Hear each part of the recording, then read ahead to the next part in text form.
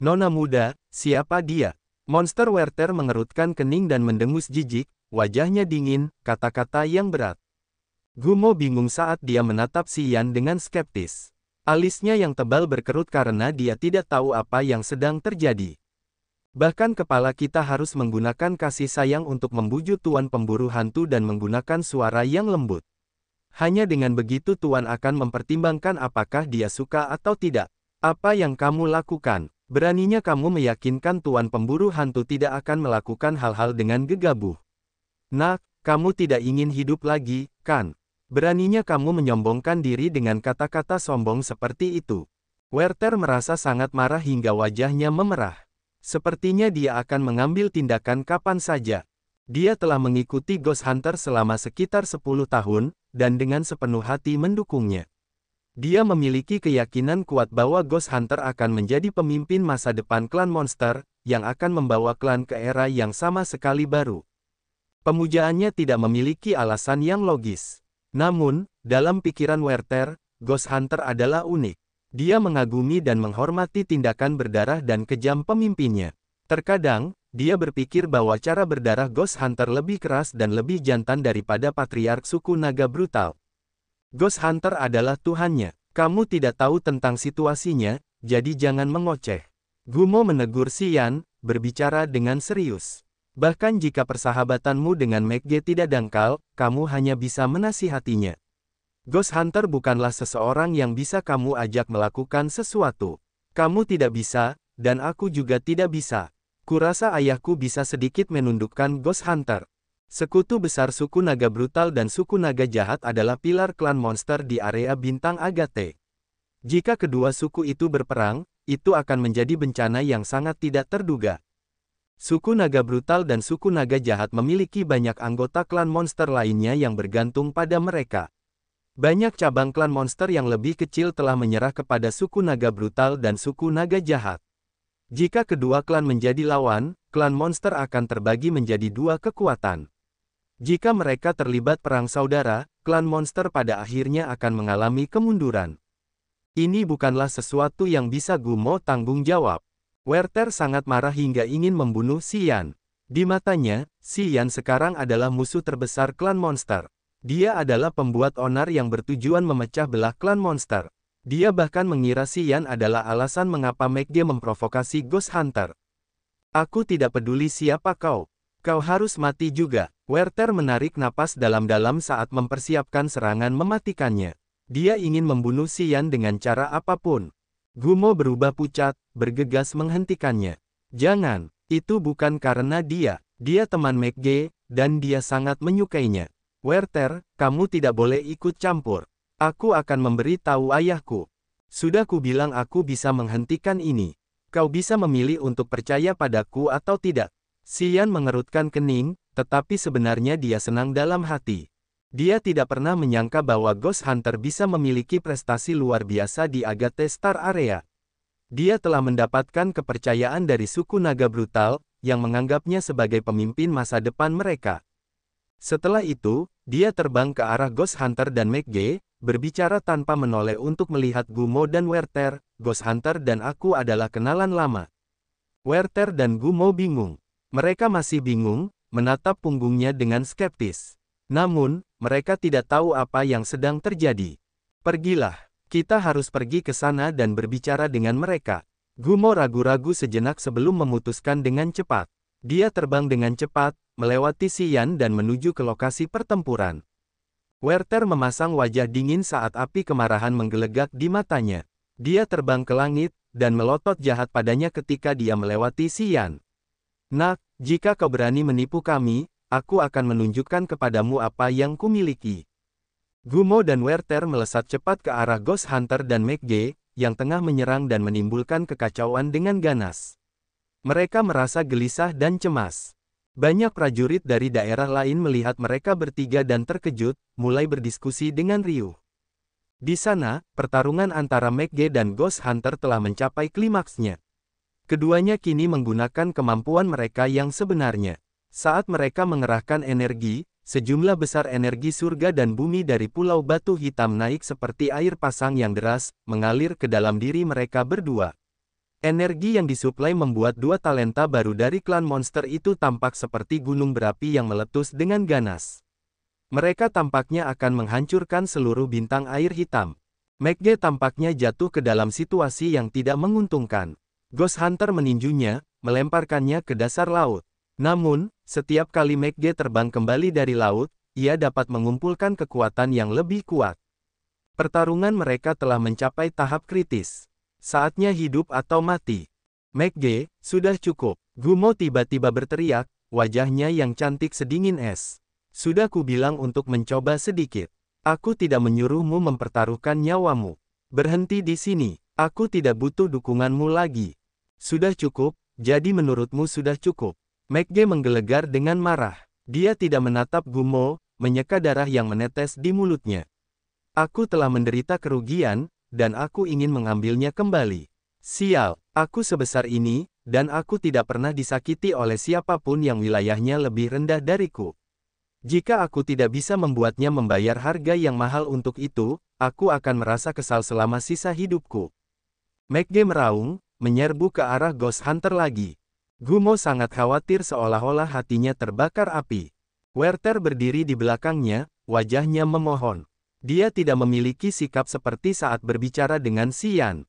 Dia menundukkan kepalanya sambil berteriak, "Tuan, tolong hentikan. Aku mohon padamu. McG adalah putra dari patriark suku naga jahat. Jika kau membunuhnya, suku naga jahat akan memunggungi kita. Tuan, demi aku yang telah mengikutimu selama bertahun-tahun, tolong, bantulah aku sedikit. Tolong ampuni McG." Ghost Hunter bertindak seolah-olah dia tidak melihat atau mendengar Werther.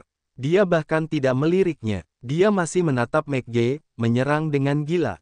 Setiap pukulannya cukup untuk menghancurkan seluruh dunia. Dia membuat air laut mendidih, mengguncang seluruh bintang air hitam. Werther tampaknya tahu apa yang akan terjadi. Dia mendesah dan berteriak terus-menerus. "Dasar bajingan, kau terlalu sombong. Aku baru saja pergi selama beberapa dekade. Kapan aku jatuh ke dalam situasi serendah itu? Meminta dia untuk mengampuni nyawaku. Orang yang wilayahnya lebih rendah dariku. Aku tidak tahan dengan penghinaan seperti itu." Teriak McG, menjadi semakin marah. Baik Ghost Hunter maupun McG tidak mendengarkan Werther dan Gumo. Mereka mulai saling menyerang lagi, pertempuran mereka menjadi semakin sengit. Saran Gumo dan Werther tidak berhasil. Itu tidak dapat memberikan hasil yang diinginkan, sebaliknya, itu lebih seperti menuangkan minyak ke dalam api saat pertempuran mencapai titik paling berbahaya. Tubuh Ghost Hunter dan McG berlumuran darah saat bertarung satu sama lain. Tiba-tiba, mereka semua meraung, kembali ke bentuk monster mereka.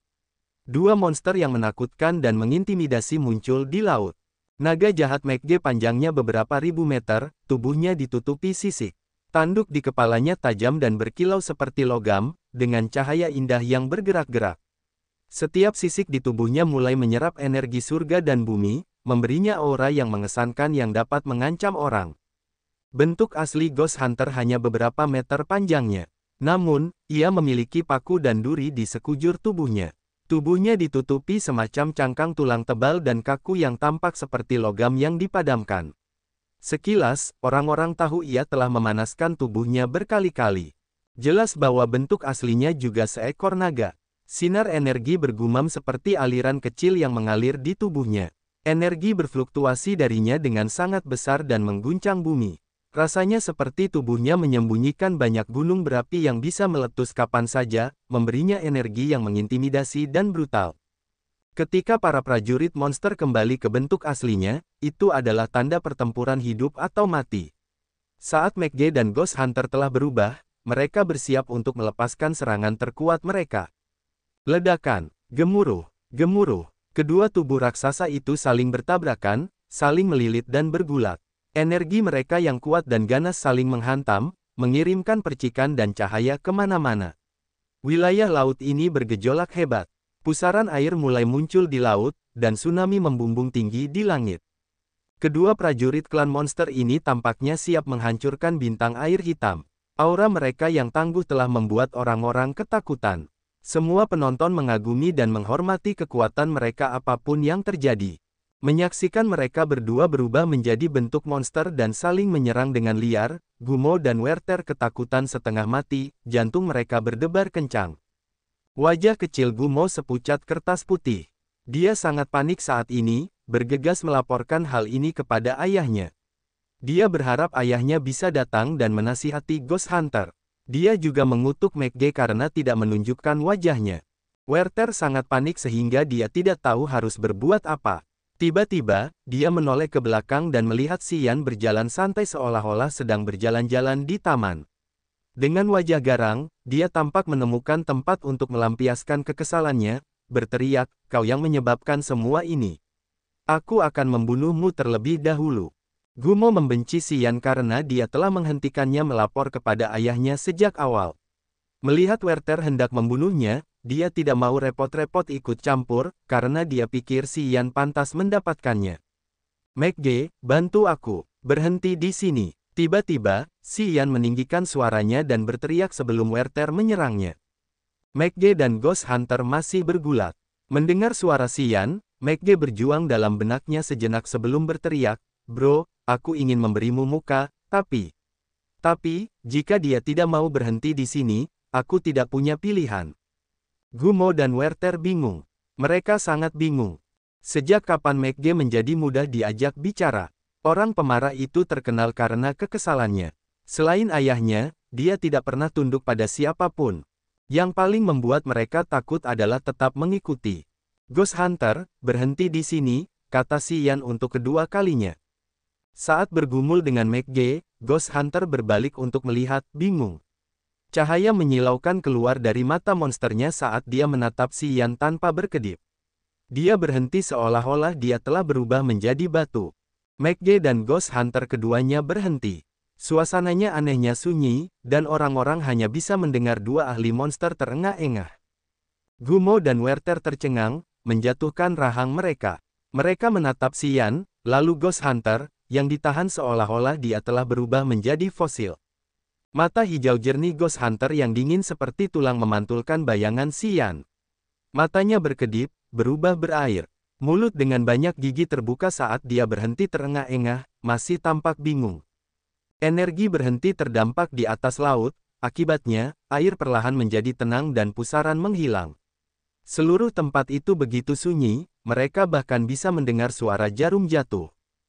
Ghost Hunter menatap Xian seperti itu, saat kasih sayang yang tak dikenal dan kuat muncul di matanya. Setelah beberapa saat, dia menyingkirkan McG, terbang dengan cemas ke Xian. Dia secara proaktif menurunkan tubuhnya dan melayang di bawah kaki Xian. Dia perlahan-lahan menyesuaikan tubuhnya sampai punggungnya menyentuh kaki Xian. Dia telah membiarkan Xian meletakkan kakinya di punggungnya, sehingga dia bisa menjadi tunggangan Xian. Ini adalah isyarat penyerahan diri yang paling rendah hati dari para anggota klan monster. Seluruh wilayah laut menjadi sunyi.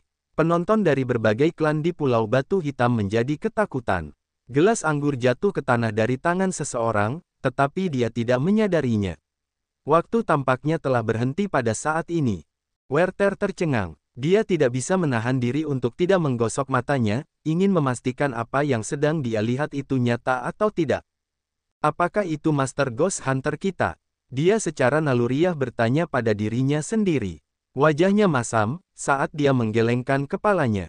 Werther telah mengikuti Ghost Hunter selama sekitar 10 tahun. Di matanya, Ghost Hunter adalah orang yang perkasa dan haus darah, yang tidak akan pernah tunduk pada siapapun, termasuk kepala suku naga brutal. Namun, hari ini, Master yang dia sembah dengan rendah hati tunduk di bawah kaki Xian. Masternya telah menggunakan sikap rendah hati untuk menghormati yang lain. Masternya telah secara proaktif memberikan punggungnya di bawah kaki Xian. Ini adalah tanda ketundukan yang datang dari hati.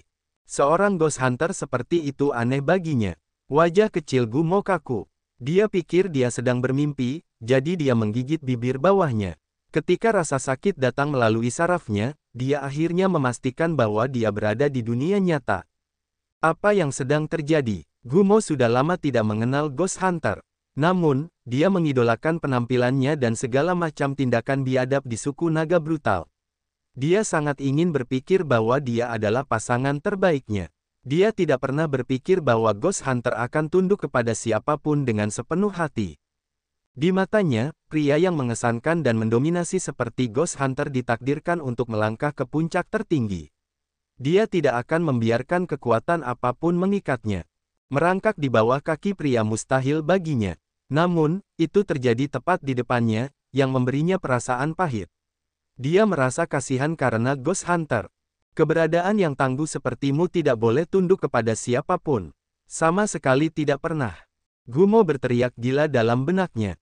McG perlahan berubah menjadi bentuk manusianya, dengan darah mengalir di tubuhnya. Dia menyekat tetesan darah di sudut mulutnya, berdiri di samping Gumo dan Werther. Cahaya berkelap-kelip di matanya, wajahnya bingung dan rumit. Pertarungan sengit dengan Ghost Hunter membuatnya percaya pada visi Gumo. Dia tahu Ghost Hunter memang memiliki ketenaran dan kekuatan. Prajurit monster asing yang baru muncul ini memang memiliki kekuatan untuk mencapai puncak kejayaan. Terhadap Ghost Hunter, ia memiliki perasaan halus di antara para prajurit yang kuat. Meskipun ranah Ghost Hunter satu tingkat lebih rendah darinya, ia tidak lebih lemah dari McG dalam pertarungan itu. McG tidak memiliki prasangka terhadap Ghost Hunter. Setelah pertempuran ini, ia menganggap yang terakhir sebagai saingan terberatnya. Namun, ketika saingan yang ia hormati tunduk di bawah kaki Xian dengan sepenuh hati dan bebas, postur kepala tertunduk yang rendah hati semacam ini entah bagaimana membuatnya malu. Para ahli yang tinggal di Pulau Blackstone dan bintang-bintang kehidupan lainnya di sekitarnya menjadi bingung. Mereka melihat ke tempat itu dengan mata bingung. Mereka tidak tahu apa yang sedang terjadi. Tetap berada di kapal perang burung terbang, pasukan monster di bawah komando Ghost Hunter merasa marah. Mereka memandang Ghost Hunter seolah-olah dia telah menjadi orang asing bagi mereka, semua memiliki raut wajah yang aneh. Mereka tidak tahu apa yang telah terjadi di sana. Xian berdiri di leher runcing Ghost Hunter, wajahnya setenang air. Dia secara naluriah menepuk kepala besar Ghost Hunter dan mendesah pelan. Kupikir kau telah melupakanku. Seorang pelayan untuk satu hari, seorang pelayan seumur hidup. Suara Ghost Hunter serak dan dingin. Rasanya seperti seseorang menggosok batu pada sepotong logam. Suaranya tajam dan tidak enak didengar. Namun, di telinga Xian, itu sangat nyaman. Dia tidak berbicara dengan keras, tetapi McG, Gumo, dan Werther dapat mendengarnya dengan jelas. Mereka sangat terkejut, cahaya berkilauan di mata mereka saat mereka marah. Swoosh! Ghost Hunter membuka mulutnya dan meludahkan sesuatu. Sebuah token giok dengan ukiran naga brutal dari suku naga brutal terbang keluar dari mulutnya yang menakutkan, melayang di depan Gumo dan Werther. Ini adalah token perang. Tolong kembalikan kepada kepala suku. Mulai sekarang, aku bukan anggota suku naga brutal lagi. Aku tidak akan lagi menjadi kapten skuadron ini. Tahun itu, kepala suku dan aku memiliki kesepakatan. Aku dapat meninggalkan suku naga brutal kapanpun aku mau. Tolong jelaskan kepadanya. Suara Ghost Hunter sedingin es. Sedikit kasar dan menusuk tulang. Token giok itu adalah kartu identitas kapten dalam pasukan suku naga brutal. Itu juga merupakan tanda dari seorang tetua masa depan. Hanya ada 7 dari mereka di suku naga brutal, yang memang penting. Token giok di suku naga brutal adalah lambang kekuasaan dan status. Setiap token itu sangat berharga. Orang-orang yang memegang token giok semuanya adalah anggota berpengaruh dari suku naga brutal, dan mereka memang memiliki kekuatan nyata. Status mereka juga tinggi bagi klan lain yang tinggal di bintang kehidupan di sekitar. Mereka dapat mengakses area bintang besar dengan bebas dan menikmati hak istimewa suku naga brutal. Werther dan Gumo terkejut, wajah mereka meringis. Saat Ghost Hunter mengembalikan token gioknya, dia telah memutuskan untuk berpisah dari suku naga brutal. Dia telah membantu suku naga brutal menghancurkan musuh-musuh mereka selama bertahun-tahun. Dia telah membunuh begitu banyak lawan yang brutal dan kuat, yang memberinya token giok setelah beberapa putaran diskusi di antara para tetua suku naga brutal tahun lalu. Token giok ini mewakili penerimaan resminya di suku naga brutal. Dia akhirnya menerima persetujuan dari suku terkuat dari klan monster ini. Untuk menganugerahkan token giok ini kepadanya, kepala suku naga brutal telah menghabiskan banyak upayanya untuk menghilangkan masalah yang datang dari sebagian besar tetua suku. Dia tidak ragu untuk menggunakan metode berdarah untuk menekan mereka. Kemudian, Ghost Hunter mendapatkan kemuliaan khusus ini. Namun, setelah melihat Xian dan berbicara bahkan tidak 2 kalimat kepada pria itu, dia telah mengembalikan token giok, yang telah dia dapatkan melalui kesulitan berdarah. Dia menyatakan keinginannya untuk memisahkan diri dari suku naga brutal, yang seperti tamparan di wajah Werther dan Gumo. Mereka sekarang memiliki keluhan pahit yang abadi di benak mereka. Tuan, Werther menggigil saat dia buru-buru berlutut di udara dan mengangkat wajahnya untuk menatap langsung ke mata Ghost Hunter. Dia berkata dengan keras kepala, token giok mewakili kemuliaan tertinggi suku naga brutal. Anda Tuan, Anda telah mengalami pertempuran berdarah yang tak terhitung jumlahnya, menginjak tumpukan mayat untuk mendapatkannya. Bagaimana Anda bisa menyerahkannya dengan mudah? Wajah Gumo berubah. Dia marah melihat Ghost Hunter.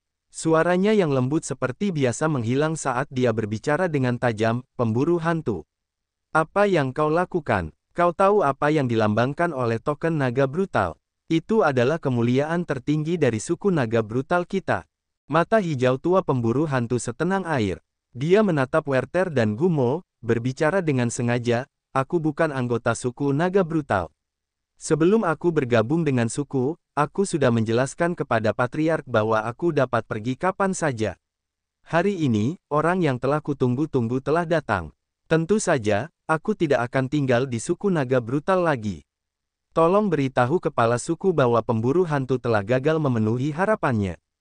McG mengerutkan kening erat, menatap token giok yang melayang di udara. Matanya tampak sangat aneh. Sambil menarik napas dalam-dalam, McG berbicara dengan Xian dengan serius. Kawan, ada 7 token naga brutal. Itu seperti kartu identitas panglima perang terkuat di suku. Itu melambangkan kekuatan dan kemuliaan suku naga brutal. Apakah kau mengerti? Mata monster Ghost Hunter berbinar ganas saat dia menatap McG dengan dingin sambil mendesis, diam. McG berubah warna, mendengus. Namun, dia menatap Xian. Werther dan Gumo tidak bisa menahan diri untuk tidak menatap Xian. Pada saat ini, mereka mengerti bahwa orang sombong seperti Ghost Hunter tidak akan pernah mempermasalahkan pendapat mereka. Hanya kata-kata Xian yang tampaknya dapat mengikatnya. Pria yang datang entah dari mana ini telah membuat Ghost Hunter tunduk padanya. Dia dapat mengendalikan keinginan dan keputusan Ghost Hunter. Itu tidak terbayangkan. Bahkan kepala suku naga brutal tidak dapat menahan Ghost Hunter seperti itu. Di bawah tatapan McG, Werther, dan Gumo, Xian merenung sejenak. Ia terkekeh dan mengulurkan tangannya untuk menarik udara. Ia meraih token naga brutal, yang melambangkan kapten tingkat tinggi suku, dan mempelajarinya. Ia kemudian dengan lembut meletakkannya di leher berduri Ghost Hunter, berbicara dengan lembut, Ghost Hunter dan aku ingin berbicara sedikit. McG, Gumo, dan Werther terkejut. Mereka menatapnya, tetapi tidak mengatakan apapun lagi, secara proaktif terbang menjauh. Xian mengerutkan kening, menepuk kepala Ghost Hunter. Ghost Hunter menghadap langit dan meraung. Raungannya seperti sambaran petir yang dapat membersihkan dan meratakan tempat itu. Suaranya mengguncang langit saat ia segera melesat, menghilang dari pandangan orang-orang. McG, Werther, dan Gumo turun ke pantai Pulau Batu Hitam. Gumo sangat kesal. Melihat kerumunan di sekitar mereka, matanya menjadi buas, berteriak dengan marah. Keluar dari sini. Werther dan McG tidak bisa tetap tenang. Aura pembunuh berkelap-kelip di mata mereka, menatap para penonton dengan niat jahat yang jelas. Anggota suku lain dari bintang kehidupan di sekitarnya berubah warna. Mereka membungkuk, melarikan diri seperti air surut. Dalam waktu singkat, tidak ada yang tinggal. Hanya pasukan pemburu hantu yang mulai berkumpul dari kapal perang burung terbang, menatap Werther dan Gumo dengan cemas. Mereka ingin mengatakan sesuatu tetapi tidak tahu bagaimana. Gumo menarik napas dalam-dalam. Payudaranya yang besar bergoyang sedikit saat dia menggertakkan giginya sambil menatap McG. Lagi pula, siapa dia? Werther juga menatap McG. Aku sebenarnya tidak tahu. Di bawah tatapan yang lain, McG tersenyum enggan, aku bertemu dengannya secara kebetulan di celah angkasa. Dia telah menyelamatkanku 2 kali. Pria ini, benar-benar berbahaya.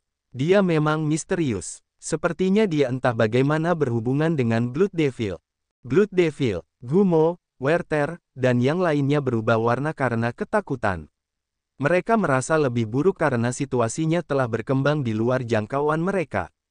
Daerah bintang ini memiliki banyak klan terkemuka. Klan monster, klan iblis, dan klan es tinggal di sini. Suku naga brutal dan suku naga jahat adalah dua suku terkuat dari klan monster. Blood Devil adalah iblis penguasa klan iblis, jadi status dan kekuatannya tidak kalah dari para kepala dari dua suku naga. Dan, hubungan pribadinya dengan kedua suku itu selalu baik. Blood Devil adalah tokoh hebat dari klan iblis. Di daerah bintang Agate, dia memang terkenal. Dan, dia suka menutupi kesalahan rekan-rekannya. Dia akan membalas dendam bahkan untuk dendam terkecil. Mendengar bahwa Xian dan Blood Devil memiliki hubungan keluarga, Gumo sangat khawatir sehingga dia secara naluriah menarik rambutnya, wajahnya gelap. Ini benar-benar merepotkan. Bahkan jika itu Blood Devil, dia tidak punya hak untuk memisahkan tuan dari suku naga brutal. Werther mengatupkan rahangnya, berbicara dengan marah. Tuanku pasti akan menjadi bintang baru yang bersinar di klan monster. Dia adalah salah satu pemimpin masa depan klan monster. Karena dia mendapatkan token naga brutal, dia adalah jagoan suku naga brutal kita. Apa yang dimiliki anak itu untuk membuat tuanku tunduk padanya?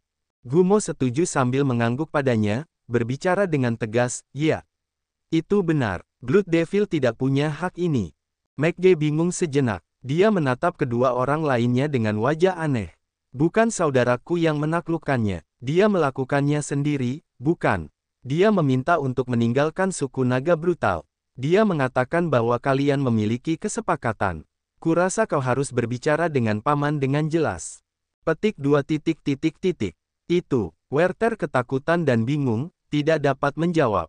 Gumo ragu-ragu sejenak, dan akhirnya mengeluarkan batu suara. Dia menarik napas dalam-dalam untuk menenangkan diri sebelum menghubungi ayahnya. McG dan Werther menatapnya, wajah mereka penuh hormat. Mereka secara proaktif mundur, memberinya ruang. Begitulah cara mereka menunjukkan rasa hormat kepada kepala suku. Namun, mata mereka tidak lepas dari Gumo.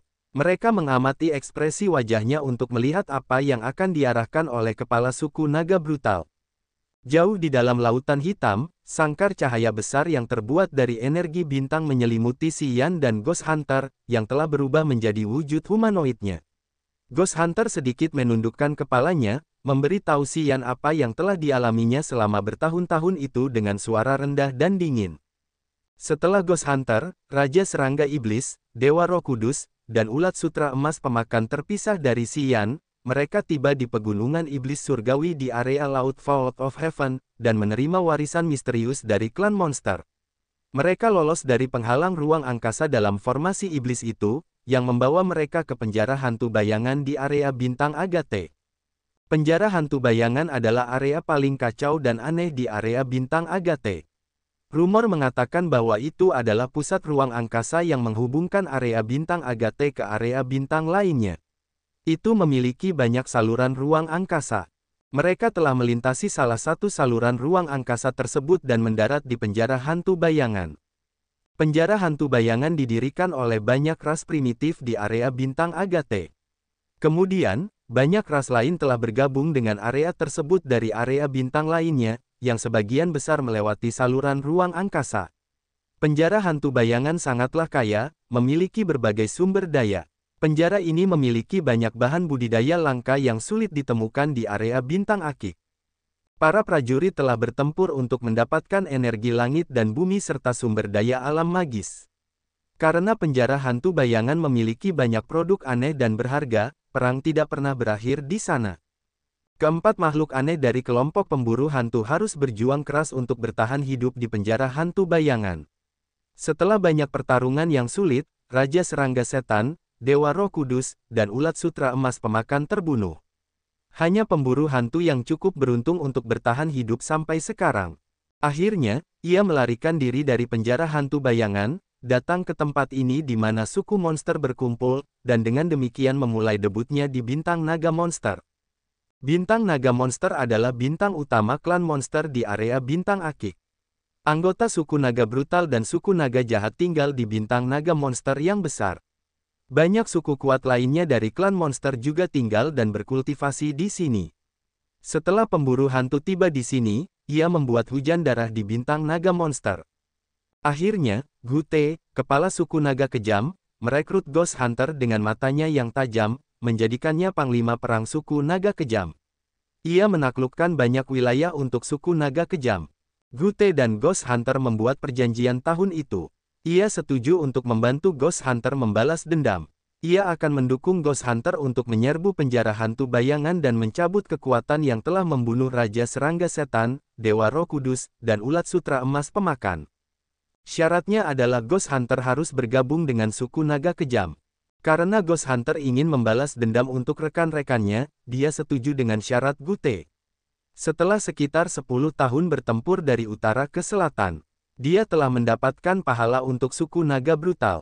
Secara bertahap, dia mendapat persetujuan dari seluruh suku naga brutal. Begitulah cara dia menerima token naga brutal, yang mewakili statusnya yang tinggi di suku tersebut. Ghost Hunter datang ke Blackwater Star kali ini untuk menghancurkan salah satu musuh suku naga brutal. Dia akan menyerang cabang klan laut, yang secara sepihak telah melanggar perjanjian saat berdagang dengan suku naga brutal. Raja Serangga Setan, Dewa Roh Kudus, dan Ulat Sutra Emas Pemakan semuanya mati. Mendengarnya, Xian merasa benar-benar linglung. Kesedihan pahit muncul dari lubuk hatinya. Dia menggertakkan giginya sampai mengeluarkan suara mencicit, wajahnya berubah ganas. Gambaran yang berbeda terlintas di benaknya. Dia bertemu dengan Raja Serangga Iblis, dan berteman dengan Dewa Roh Kudus dan Ulat Sutra Emas Pemakan. Semua cerita lama tiba-tiba muncul jauh di dalam jiwanya, dan dia tidak bisa menyingkirkannya. Mendengar bahwa teman-teman lamanya semuanya telah mati, Xian merasa seperti ada saraf yang terjepit. Matanya menjadi sedingin es. Ini membuatnya lebih tenang dalam mengenali dirinya sendiri. Tempat ini adalah area bintang Agate, dengan klan dan ahli yang tak terhitung jumlahnya, dan dia bukanlah yang terkuat. Di tempat ini, dia belum memiliki kekuatan untuk melindungi rekan-rekannya. Dia menangis dalam hati. Darah iblis abadi di tubuhnya mendidih seolah-olah terbakar. Matanya berubah menjadi merah tua seperti binatang buas yang marah, dan dia benar-benar tampak gila. Aku akan membalas dendam untuk mereka. Xian menekankan setiap kata. Ghost Hunter mengangguk dengan berat. Tuan, saya bertemu dengan nona Anda di penjara hantu bayangan. Dia membantu saya melarikan diri dari penjara hantu bayangan tahun itu. Ghost Hunter ragu-ragu sejenak, matanya dingin dan gelap. Dia menundukkan kepalanya sedikit, sambil berkata, Nona Guru telah menjadi bangsawan yang kuat. Dia memiliki kekuatan dan kekuasaan, dan juga telah mendapatkan gelar. Pupil mata Xian mengecil. Nona Xia, Ghost Hunter merendahkan suaranya, menjelaskan. Xian terguncang. Ghost Hunter membungkuk dan tidak berkata apa-apa saat dia menatap Xian, diam-diam menunggunya mencerna berita itu. Itu Xia Xinyan. Kenangan yang tak terhitung jumlahnya membanjiri pikirannya. Xian merasakan sakit yang aneh dan tidak diketahui. Rasanya seperti seseorang telah menjatuhkan beberapa botol bahan yang berbeda di dalam hatinya, karena dia merasakan begitu banyak perasaan bercampur menjadi satu. Sudah bertahun-tahun, ketika dia mendapat berita tentang orang itu untuk kedua kalinya, dia tidak menyangka dia akan berada di penjara hantu bayangan. Dia memiliki kekuatan, dan dia telah menjadi bangsawan.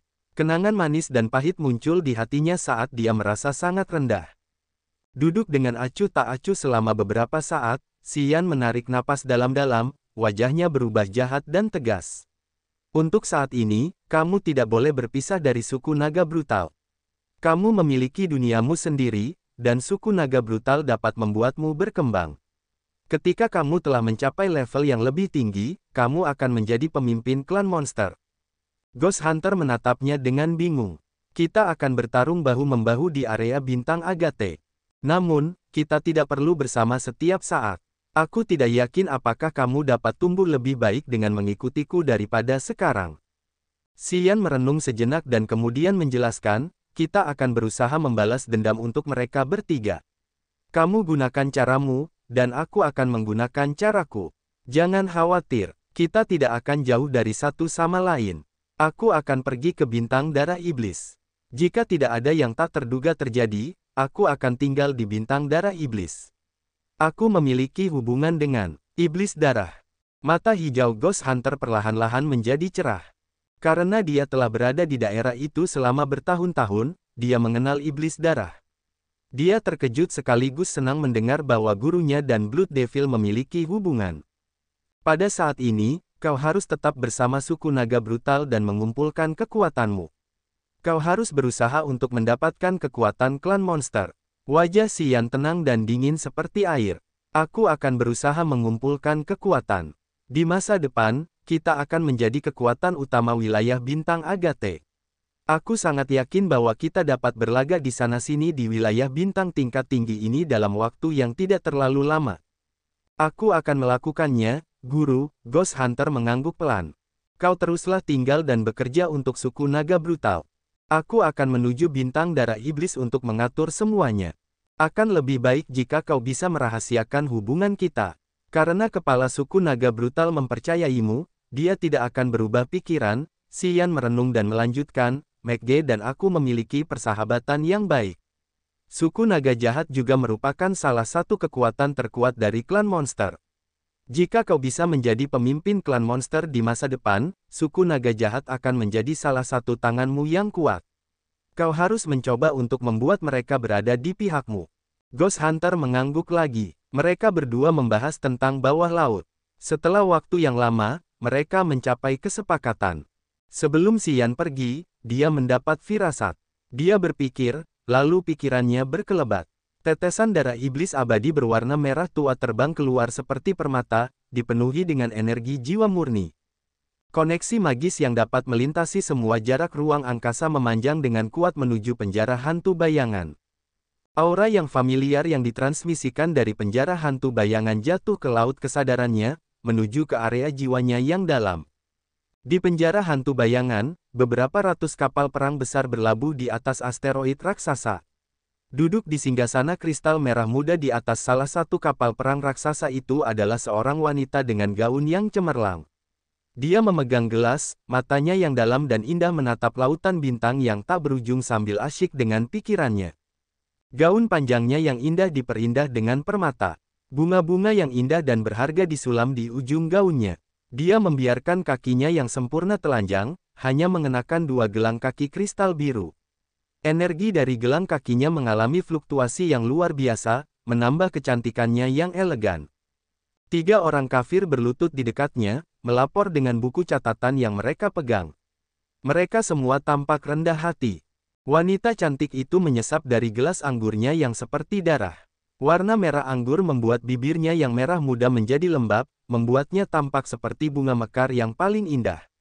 Namun, matanya yang jernih dan seperti berlian menyembunyikan sedikit kesedihan.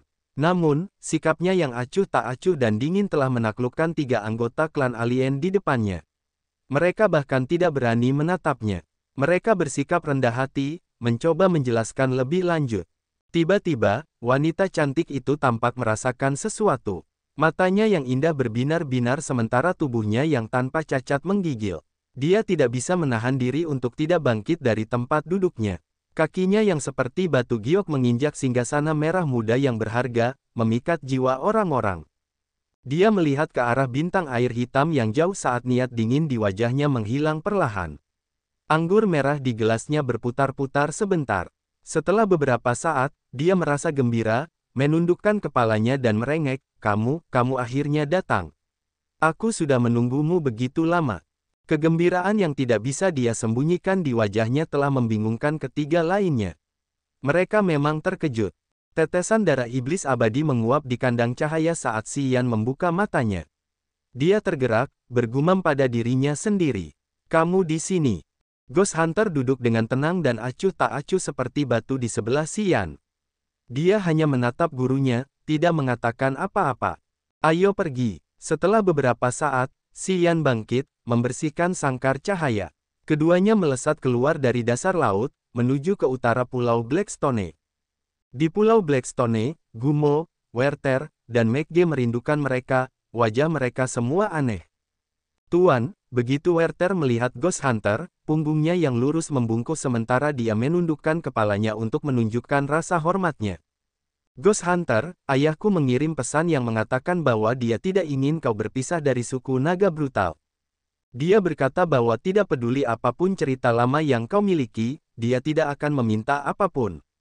Selama kau tetap bersama suku naga brutal dan menyimpan token naga brutal, kau adalah panglima perang suku kami.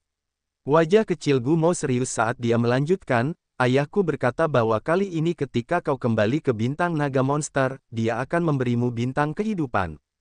Kau akan memiliki otoritas penuh atasnya. Ghost Hunter memasang wajah tanpa ekspresi. Menghadapi orang-orang ini, dia sedingin es yang kaku. Dia tampaknya tidak memiliki emosi apapun.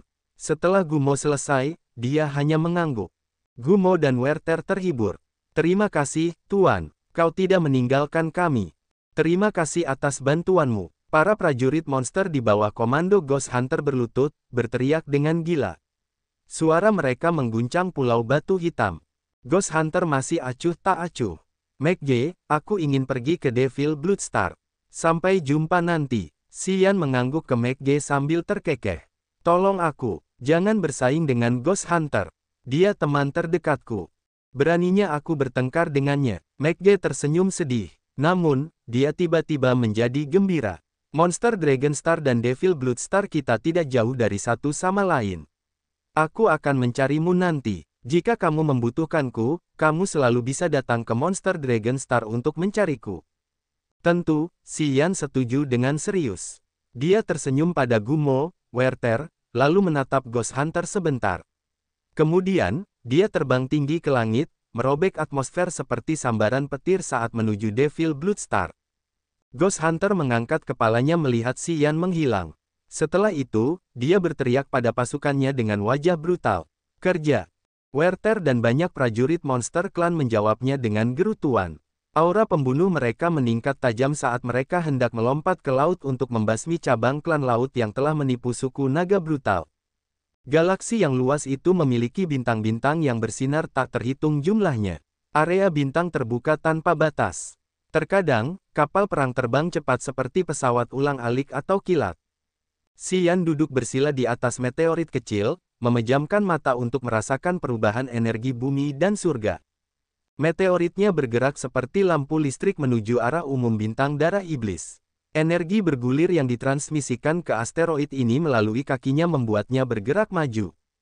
Tak lama kemudian, Xian membuka matanya dan mengembuskan napas sedikit. Menyentuh cincin langit fantasi di jarinya, sebuah buku tua yang menguning terbang keluar. Itu adalah buku kuno yang mereka temukan dari kota misterius di bintang anggrek tua. Buku itu tidak busuk setelah terkubur selama puluhan ribu tahun bersama kota itu. Buku ini ditulis dalam karakter yang tidak dikenal seperti kecebong. Xian tidak tahu apakah bahasa semacam ini milik ras manapun. Dia biasa menghabiskan waktu mempelajari buku ini. Namun, dia tidak dapat menemukan misteri apapun dari karakter kecebong kuno ini. Dia telah menyimpan buku ini di cincin langit fantasinya untuk waktu yang lama sesudahnya. Akhir-akhir ini, ketika ia mencoba merasakan perubahan bumi dan langit, ia tiba-tiba merasakan kata-kata kecebong dalam buku itu tampak hidup kembali. Membuka buku itu dan memegangnya di tangannya, Xian memfokuskan diri dan mengamati. Xian melihat tulisan suci kecebong itu dan mereka tampak seperti makhluk hidup. Mereka perlahan menggeliat di sampul buku kuno itu. Itu tampak aneh dan misterius, memang. Jauh di dalam matanya ada keheranan. Xian diam-diam melepaskan seberkas energi, mengirimkannya ke sampul buku kuno itu untuk melihat apakah ia dapat menemukan sesuatu. Namun, begitu ia mengirimkan energinya ke dalam buku itu, karakter kecebong itu berhenti bergerak. Mereka diam dan tetap diam seperti mereka telah mati. Xian menjerit pelan karena terkejut. Ia menenangkan dirinya, mengerutkan kening dan menuangkan lebih banyak kesadaran jiwa ke dalam buku itu. Lautan kesadarannya tiba-tiba menjadi tidak teratur. Aliran kesadaran jiwanya terjerat secara kacau, membuat otaknya mati rasa. Melihat buku kuno itu, ia melihat kata-kata kecebong itu bergerak cepat. Mereka tampak seperti banyak sambaran petir yang melintasi halaman. Menatap buku kuno itu, laut kesadaran Xian menjadi lebih kacau dan kesadarannya kabur. Setelah sedikit mengubah wajahnya, Xian mengambil kembali kesadaran jiwanya. Sementara pikirannya berkedip, dia mengalirkan kekuatan ruang yang membatasi ke dalam buku itu. Buku itu disegel untuk sementara waktu dengan kekuatan ruang. Semua karakter kecebong diblokir. Mereka tidak bisa bergerak lagi. Dia skeptis, mengambil kembali buku kuno itu ke dalam cincin langit fantasinya. Xian mengangkat wajahnya untuk melihat lautan bintang yang sangat besar. Dia memejamkan mata dan tenggelam dalam pikirannya. Sebuah kapal perang besar dengan panjang sekitar 5.000 meter bergerak tidak jauh darinya. Kapal itu seluruhnya berwarna hitam dan tampaknya terbuat dari logam hitam. Kapal perang ini memiliki beberapa ratus lapisan penghalang. Di dua sisinya, terdapat banyak tiang bendera dengan spanduk sutra yang digambar dengan berbagai jenis peralatan seperti pedang, golok, wadah, atau kereta perang. Kapal perang besar itu bergerak maju tanpa suara di lautan bintang yang remang-remang. Tidak ada seberkas energi tambahan yang dikirim ke lingkungan sekitar. Kapal itu juga menuju ke Devil Blood Star seperti hantu. Di dalam ruang rahasia di kapal perang itu terdapat seorang wanita anggun dengan gaun longgar dan panjang. Lengan dan kaki pakaian hijaunya semuanya sangat longgar untuk menyembunyikan tubuhnya yang memesona. Dia menepukkan tangannya di depan dadanya, jari-jarinya yang ramping seperti daun bawang membuat segel tangan. Matanya biru tua dan tenang seperti lautan. Rambut coklatnya yang panjang dijepit menjadi sanggul yang indah, dipegang oleh jepit rambut zamrud. Dia tampak anggun dan mulia, memang. Dia memiliki sepasang anting kristal bulan sabit. Dia mengenakan cincin giok 5 warna di pergelangan tangannya yang halus, yang tampak seperti akar teratai. Dia juga memiliki beberapa aksesori kecil namun halus yang tergantung di pinggangnya. Semua ornamen ini membuatnya tampak hidup dan sangat menawan. Sebuah sudut kertas menguning yang dipegangnya terlihat, yang berisi tulisan suci dengan karakter yang tampak seperti kecebong. Alisnya yang seperti pohon willow di atas matanya yang biru tua berkerut seolah-olah dia sedang merenungkan sesuatu. Cahaya putih merembes dari jari-jarinya saat dia memusatkan jiwanya untuk mengenali sesuatu. Setelah beberapa saat, dia membungkuk dan mendesah, menggelengkan kepalanya dan merengek. Aku khawatir itu hanya halusinasi. Kenan telah hilang selama puluhan ribu tahun. Bagaimana aku bisa merasakannya untuk sekilas waktu itu? Petik 2. Bu. Seseorang mengetuk pintu kalsedonnya, yang bertatahkan banyak simbol aneh. Orang yang mengetuk itu tampaknya sangat berhati-hati untuk tidak mengganggu wanita itu. Wanita itu masih tenang dan alami. Tangannya yang sempurna mengambil cahaya dan dengan hati-hati menyimpan kertas itu. Dia rileks dan kemudian memanggil, "Masuklah." Seorang wanita tua dengan kerutan seperti parit di seluruh wajahnya membungkuk dan pergi ke tengah kapal perang ini. Tetua muda, kita akan tiba di Devil Blood Star dalam 3 bulan. Apakah Anda ingin berhenti di suatu tempat di sepanjang jalan? Wanita itu menggelengkan kepalanya sambil tersenyum. Tidak, kita tidak boleh berhenti. Kita sudah menunda waktu yang lama. Wanita tua itu mengangguk. Dia segera minta diri. Tunggu sebentar, wanita itu ingin mengatakan sesuatu, tetapi dia tidak melakukannya. Sebaliknya, dia berbisik, "Bibian. Akhir-akhir ini, aku sepertinya merasakan secercah." "Apa?" Wanita tua itu menatapnya dengan heran. Wanita itu menggeleng. "Tidak ada." Wanita tua itu tersenyum penuh kasih. Dia tidak keberatan dan hanya membungkuk sebelum meninggalkan tempat itu dengan hati-hati. Dia tampak takut membuat keributan secara tidak sengaja. Dia juga menutup pintu dengan sangat hati-hati. Wanita di ruangan itu mengejek dirinya sendiri. Bagaimana aku bisa merasakan Kenan, yang telah hilang selama puluhan ribu tahun? Itu hanya halusinasi. Dia secara naluriah berasumsi. Xian sedang mengendarai meteorit, terbang menuju arah umum Devil Blood Star. Tiba-tiba, dia mengangkat kepalanya, melihat ke depan dengan keterkejutan di matanya. Di depannya ada sebuah kapal perang yang bergerak dengan kecepatan sangat tinggi tanpa suara. Jika kapal itu tidak cukup dekat untuk terlihat, Xian tidak akan tahu bahwa ada kapal perang di dekatnya. Biasanya, kapal perang akan menggunakan kristal ilahi berkualitas tinggi sebagai bahan bakar. Hotshots akan menjaga dan berpatroli di kapal perang. Baik kristal ilahi maupun prajurit memiliki energi yang berfluktuasi dari mereka. Dalam jarak tertentu, prajurit lain dapat merasakannya dengan mudah. Namun, kapal perang ini muncul di hadapannya sementara kesadaran jiwanya tidak melaporkan apapun kepadanya. Itu memang ajaib. Sambil mengerutkan kening, dia melepaskan seberkas kesadaran jiwa, memanjang ke arah kapal perang. Percikan api memercik dari penghalang yang menutupi kapal perang. Meskipun redup, Itu telah menghentikan penginderaan Xian. Mata Xian menjadi cerah. Dia menatap kapal perang dengan takjub. Jelas, kapal perang itu tidak normal. Itu beberapa kali lebih besar dan memiliki penghalang yang dapat mencegah kesadaran jiwa. Penghalang telah menutup seluruh kapal perang termasuk orang-orang di dalamnya. Perlindungan ini membuat kapal bergerak tanpa suara yang disebabkan oleh mesin atau energi yang berfluktuasi dari para prajurit. Itu seperti hantu seram yang melayang di alam semesta yang remang-remang. Ini memang kapal perang kelas atas. Dalam kasus perang antar wilayah bintang, kapal perang tak terlihat semacam ini dapat bekerja dengan luar biasa. Pada saat api memercik dari penghalang di luar kapal perang, siluet samar keluar dari area gelap kapal. Dia menatap Xian dari kejauhan seolah-olah dia sedang menilai pria itu. Setelah beberapa saat, orang itu melewati penghalang dan muncul dari kapal. Dia adalah seorang pria jangkung setengah baya dengan banyak benjolan seperti cacar yang menjijikkan di wajahnya. Dia sedikit membungkuk, menyipitkan mata untuk mengamati Xian dengan lebih baik. Meteorit di bawah kaki Xian masih bergerak cepat. Meteorit itu melambat dan mendekati kapal perang. Sementara pria jangkung itu mengamati Xian, Xian juga mengawasinya. Langit pertama alam dewa etiril, memupuk kekuatan petir Upanishad, tingkat etiril yang baru terbentuk.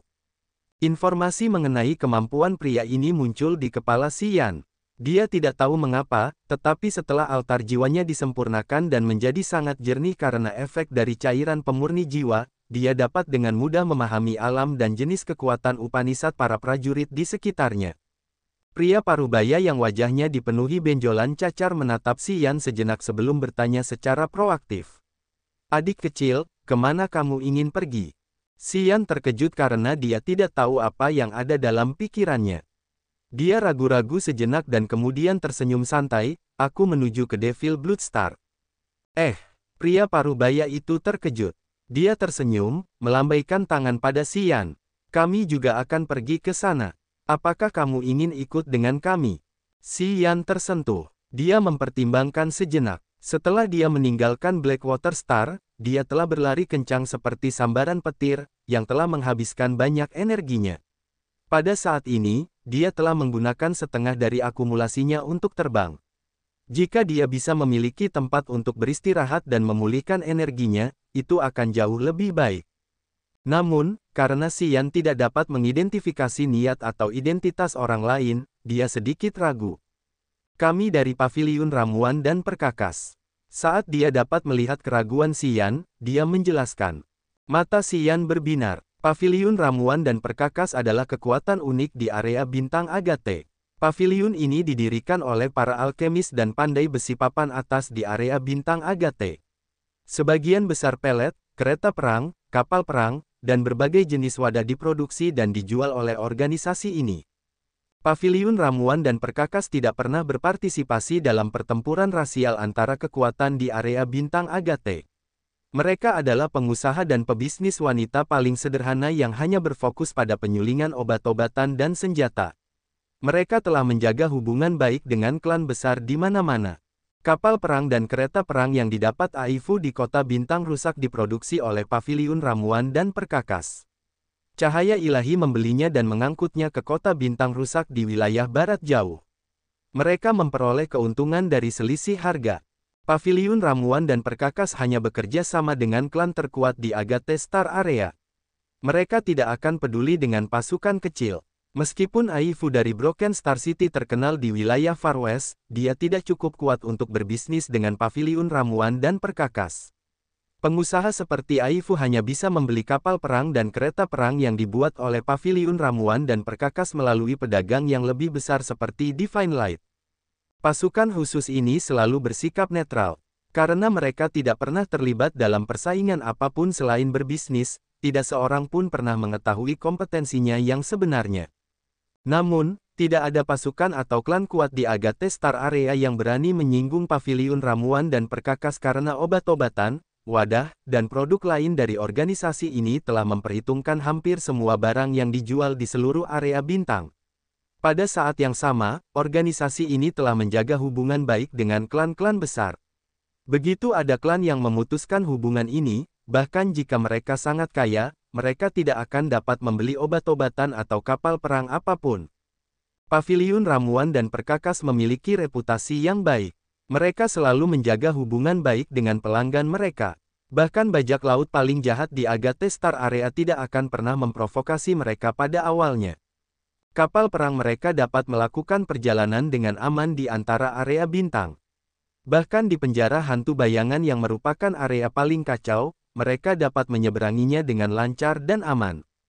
Paviliun Ramuan dan Perkakas memang merupakan organisasi unik di Agathe Star Area. Pasukan lain selalu paling menyukai mereka. Mendengar yang lain mengatakan bahwa dia adalah anggota Paviliun Ramuan dan Perkakas, Xian, yang akan pindah sendiri, merasa santai, mengangguk dan tersenyum ramah. Oh, terima kasih banyak. Kemudian, ketika pria parubaya itu membuka penghalang, Xian melompat bersamanya ke kapal perang besar itu dan mendarat di dek utama. Dek kapal itu dingin dan kokoh. Itu dibangun dari balok-balok logam aneh. Setiap balok berukuran sekitar 10 meter persegi. Banyak penjaga keamanan Paviliun Ramuan dan Perkakas tersebar di sana-sini, mengendalikan artileri energi yang kuat. Meskipun mereka melihat Xian mendarat, mereka tidak mengubah wajah mereka dan terus menjaga posisi mereka. Saudaraku, kamu sedang mengolah kekuatan ruang angkasa, kan? Pria parubaya itu tersenyum, mengundang, apakah kamu tertarik untuk bergabung dengan Paviliun Ramuan dan Perkakas kami? Kami selalu menyambut para pejuang dengan kekuatan ruang angkasa. Xian tercengang. Dia sekarang mengerti mengapa pria ini mengundangnya ke atas kapal. Dia tahu bahwa Xian mengolah kekuatan ruang angkasa Upanishad. Oh, maaf. Saat ini, saya tidak berniat untuk bergabung dengan pasukan manapun. Xian menggelengkan kepalanya dan menyangkal dengan tegas. Namun, dia bertanya dengan sungguh-sungguh, bagaimana kau tahu aku sedang mengolah kekuatan Upanishad? Agathe Star Area adalah area bintang kelas atas. Area ini memiliki kategori khusus untuk kekuatan Upanishad. Menurut deskripsi mereka, mereka memiliki ratusan kekuatan Upanishad, yang jumlahnya bisa melebihi jumlah klan di Agathe Star Area. Kekuatan Upanishad ruang angkasa bisa dianggap sebagai kekuatan surgawi. Kekuatan ini sulit diperoleh dan diolah. Para prajurit tidak dapat menemukan kitab suci atau sumber warisan yang terkait dengan kekuatan Upanishad ini di balai lelang besar. Para prajurit yang dapat memperoleh kekuatan Upanishad ruang angkasa semuanya mendapatkannya secara kebetulan. Tidak ada sekolah yang mengajarkan kekuatan ini. Selain itu, tidak ada preseden mengambil kekuatan ini dari sumber kekuatan warisan Upanishad yang tercatat. Tidak mudah untuk mengenali kekuatan khusus Upanishad bahkan ketika seorang prajurit alam yang lebih tinggi mencoba merasakan prajurit alam yang lebih rendah. Oh, itu terjadi ketika kesadaran jiwamu bersentuhan dengan penghalang kami. Haha, penghalang kami agak istimewa. Ia dapat membedakan jenis kekuatan. Pria parubaya itu menjelaskan, penghalang itu dapat mengidentifikasi sifat kekuatan dalam kesadaran jiwa dan alam sejati prajurit. Adik kecil, kau berada di langit kedua alam dewa asli, tetapi kau masih cukup muda. Bakat bawaanmu memang langka dan luar biasa. Xian terguncang karena ia memiliki pemahaman lain tentang kehebatan Paviliun Ramuan dan Perkakas. Saudaraku, kau mungkin ingin mempertimbangkan tawaranku sedikit lebih dalam. Orang dengan kekuatan ruang angkasa itu langka. Begitu pula di area bintang Agathe. Saudaraku, prajurit di levelmu juga sangat langka dan berharga. Berhenti sejenak, ia melanjutkan, ngomong-ngomong, Paviliun Ramuan dan Perkakas kami memiliki seorang tetua yang mengolah Upanishad kekuatan ruang angkasa. Ia telah mencapai langit ketiga alam dewa ethereal. Ah, Paviliun Ramuan dan Perkakas kami juga memiliki banyak buku dan kitab suci tentang Upanishad kekuatan ruang angkasa. Kami mendapatkannya melalui saluran kami. Mata Xian berbinar. Buku-buku Upanishad tentang kekuatan luar angkasa sangatlah langka dan berharga. Buku-buku itu tidak berarti apa-apa bagi para pejuang lainnya, tetapi bagi para pejuang yang mengembangkan kekuatan luar angkasa, sulit untuk menggambarkan betapa berharganya buku. Buku itu bagi mereka. Setidaknya di Grace Mainland dan Raging Flame Star R, dia belum pernah melihat buku tentang Upanishad tentang kekuatan luar angkasa. Xian tahu betapa berharganya buku-buku itu baginya. Berapa harga yang kau inginkan untuk buku-buku itu? Setelah ragu-ragu sejenak, ketertarikannya muncul. Dia sedikit bersemangat. Sambil menggelengkan kepala sambil tersenyum, lelaki parubaya dengan benjolan cacar itu menatapnya lekat-lekat dan menjelaskan, tidak, kami tidak menjualnya. Berapapun harga yang kau bayar, kami tidak akan menjualnya. Jika kau tidak mengolah kekuatan ruang angkasa, aku tidak akan mengoceh tentang itu. Tentu saja, jika kau bergabung dengan kami, adik kecil, kami akan membiarkanmu menilai mereka saat kau memiliki posisi tertentu. Xian terkejut dan mengerutkan kening dalam diam. Baiklah, kau dapat mempertimbangkannya sedikit lagi, lelaki parubaya itu murah hati. Ia berkata dengan serius, paviliun ramuan dan perkakas kami memiliki peraturan ketat dalam perekrutan. Tidak mudah untuk bergabung dengan kami. Begitu kau memasuki paviliun ramuan dan perkakas, kau akan terpisah dari pasukan lain di area bintang Agate. Tidak ada pasukan lain yang dapat mengancammu. Kau dapat fokus pada kultivasimu dan kau dapat menggunakan material dan sumber daya kami dengan bebas. Bagi banyak prajurit, bergabung dengan paviliun ramuan dan perkakas selalu merupakan impian besar. Saudaraku, pikirkanlah, kau tidak perlu membuat keputusan yang gegabah saat itu juga. Setelah dia mengatakan itu, dia mengangguk dan tersenyum padanya sebelum pergi. Xian duduk dengan tenang. Melihat lautan bintang yang sangat besar, dia tetap diam. Di tengah kapal perang, cincin wanita cantik itu bersinar aneh dan tak henti-hentinya. Buku-buku kuno dan hancur berjejer di depannya. Dia memegang salah satunya dan membacanya dengan tekun. Wanita tua itu membungkuk, berdiri di sampingnya dan menatapnya dengan wajah penuh kasih. Dia tidak mengganggu gadis muda itu. Kicauan, kicauan. Serangkaian suara kicauan rendah datang dari formasi segi delapan kecil di sisi kiri wanita muda itu. Formasi segi delapan itu terbuat dari bahan yang tidak diketahui. Namun, itu tampak seperti bantal daun ketail. Pada saat ini, itu memancarkan cahaya putih. Wanita itu menjatuhkan buku yang sedang dibacanya dan mengerutkan kening pada formasi segi delapan itu. Sebuah pikiran melesat keluar, mengalir ke mata formasi itu. Dengan cepat, banyak buku terbang keluar dari formasi itu. Buku-buku itu ditulis dalam banyak bahasa. Rupanya, mereka tidak berasal dari ras yang sama. Jari-jarinya yang halus bergerak dan mengumpulkan beberapa buku. Formasi segi delapan itu meredup, kembali ke keadaan semula. Tetua muda, semua buku yang harus Anda kirim dari markas besar berhubungan dengan kanon. Apakah Anda akan menemukannya? Wanita tua itu terdiam beberapa saat. Melihat tuannya berhenti membaca buku-bukunya, dia berkata dengan lembut, kanon telah hilang selama puluhan ribu tahun. Ada banyak rumor tentangnya. Catatan tentang kanon tidak jelas. Tidak ada petunjuk yang mengarah ke sana. Banyak tetua di paviliun kita telah mencoba selama bertahun-tahun. Tetua muda, jika Anda menginvestasikan usaha Anda untuk ini, saya khawatir Anda melakukan hal-hal dengan sia-sia. Wanita itu menata buku-bukunya yang hancur dengan rapi. Dia mendesah enggan. Benar, aku tidak punya petunjuk. Aku sudah membaca 32 dokumen yang berhubungan dengan kanon. Pokoknya, semuanya samar-samar. Mereka mengatakan bahwa kanon itu misterius, tetapi tidak ada satupun yang menyebutkan misterinya atau mengapa ia menghilang. Bibian, kau sudah berada di paviliun selama ribuan tahun. Apa kau tahu sesuatu yang berhubungan dengan kanon? Wanita tua bernama Bibian itu mengerutkan kening, tenggelam dalam ingatannya. Setelah sekian lama, dia berkata dengan lembut, puluhan ribu tahun yang lalu, Master Paviliun kami muncul di Agate Star Area. Bersama Kenan, dia mendirikan Potion Entul Paviliun, mengumpulkan para alkemis dan pandai besi dari Agate Star Area. Dia membuat peraturan dan menjadikan Potion Entul Paviliun sebagai kekuatan netral yang menjauhkan diri dari kekuatan lain. Setelah Master Paviliun pertama mendirikan Potion Entul Paviliun, dia menjadi tua dan meninggal setelah ratusan tahun. Jiwanya lenyap. Setelah kematiannya, orang-orang mulai saling bertarung untuk memperebutkan posisi Master. Kenan menghilang di masa yang kacau itu. Rumor mengatakan bahwa salah satu tetua mengambil risiko dan mengambilnya. Tetua itu menghilang sejak saat itu. Kami tidak pernah tahu kemana dia pergi. Meskipun Master Paviliun kedua menang dan mengklaim tahta dengan gemilang, ia telah menggunakan semua cara dan upayanya untuk mencari kanon dengan sia-sia.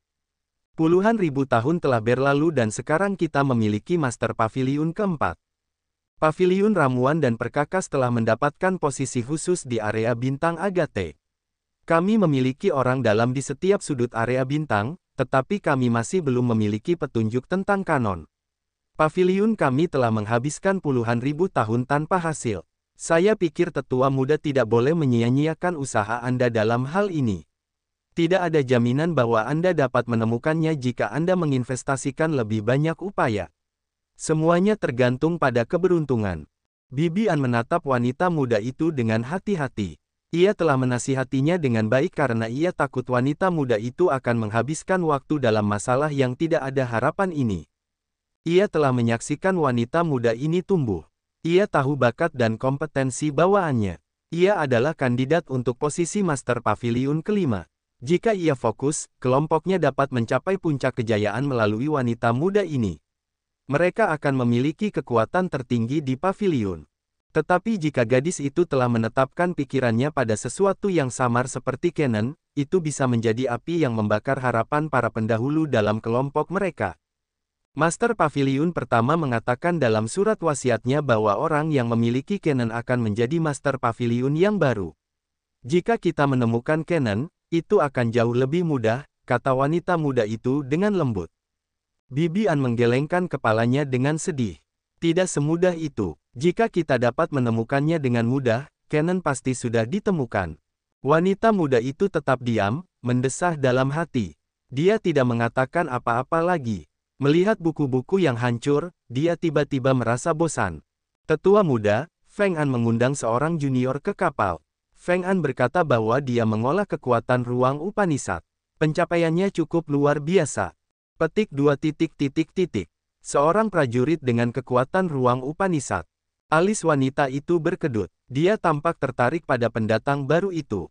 Paman Duo meminta kita untuk memperhatikan prajurit yang mengolah kekuatan ruang. Jika kita bertemu seseorang seperti itu, kita harus mencoba merekrutnya. Paman Duo berada di langit ketiga alam dewa ethereal dan pencapaiannya dalam kekuatan ruang Upanishad tinggi. Namun, dia tidak dapat mencakup semua formasi kecil. Dia membutuhkan asisten. Apakah pria itu memenuhi persyaratan Paman Duo? Menurut Feng An, dia cocok untuk posisi ini. Bibi An mengangguk, tetapi dia berkata dia tidak tertarik. Wanita muda itu terkejut. Tawaran kita tidak cukup bagus. Apakah Feng An memberitahunya bahwa kita memiliki buku-buku tentang kekuatan ruang Upanishad dan bahwa kita memiliki Paman Duo, seorang prajurit langit ketiga alam dewa ethereal yang mengolah kekuatan ruang? Dia yang bilang. Bibi An tersenyum paksa. Aku sendiri yang akan bicara dengannya. Wanita muda itu berdiri. Tangannya melengkung di udara dan buku-buku itu menghilang ke dalam cincin di pergelangan tangannya yang berkulit cerah. Dia keluar dari kabin tengah kapal perang, berjalan santai ke arah Xian. Di sudut terpencil kapal perang, Xian memejamkan mata, berkonsentrasi memulihkan energinya. Energi dalam kristal-kristal suci yang dipegangnya ditarik perlahan-lahan. Dia tiba-tiba mengambil kristal-kristal suci itu dan mengangkat kepalanya untuk melihat.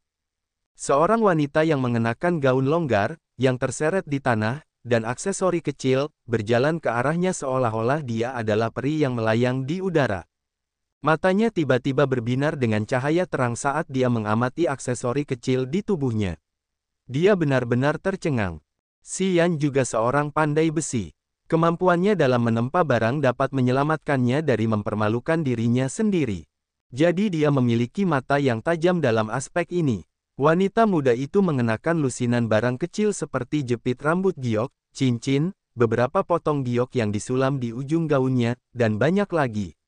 Masing-masing dari barang-barang itu memiliki energi tersembunyi yang bergerak di dalamnya. Xian yakin bahwa barang-barang itu dibuat dengan sangat indah dengan formasi dan penghalang yang rumit. Setelah merasakannya sejenak, Xian yakin bahwa lusinan aksesori kecil di tubuhnya semuanya adalah harta rahasia di tingkat ilahi. Penemuan ini membuatnya takut. Dia menjadi tegas. Dia tidak tahu status apa yang dimiliki wanita kaya ini di paviliun ramuan dan perkakas, tetapi para penjaga di sepanjang jalan telah menunjukkan rasa hormatnya seolah-olah dia adalah komandan kapal perang ini. Xian menjadi lebih berhati-hati. Namaku Fu Wei, yang termuda di antara 12 tetua paviliun ramuan dan perkakas. Wanita itu datang dengan gesit. Ia memperkenalkan dirinya dengan lembut. Saat ia berjalan, aksesorisnya berdenting seperti aliran sungai yang bergumam di pegunungan. Matanya sedalam dan sebiru lautan. Xian berdiri dengan tenang dan mengangguk padanya. Namaku Xian. Atas nama Paviliun Ramuan dan Perkakas, aku secara resmi mengundangmu untuk bergabung dengan kami. Selama kau menganggukkan kepala, aku akan mengatur semuanya dengan baik untukmu. Aku akan menunjukmu sebagai asisten seorang prajurit yang berada di langit ketiga alam dewa ethereal dan mengolah kekuatan ruang Upanishad. Kau akan dapat mengakses semua buku dan kitab suci tentang kekuatan ruang. Tuan Duo juga akan mengajarimu esensi kekuatan ruang Upanishad. Bagaimana menurutmu? Fu Wei mengulurkan cabang zaitunnya padanya. Ia berbicara dengan lembut tetapi serius padanya. Ia yakin bahwa Xian tidak akan menolaknya. Maaf. Aku tidak ingin bergabung dengan Paviliun Ramuan dan Perkakas, kata Xian dengan tenang sambil menggelengkan kepalanya. Fu Wei tercengang.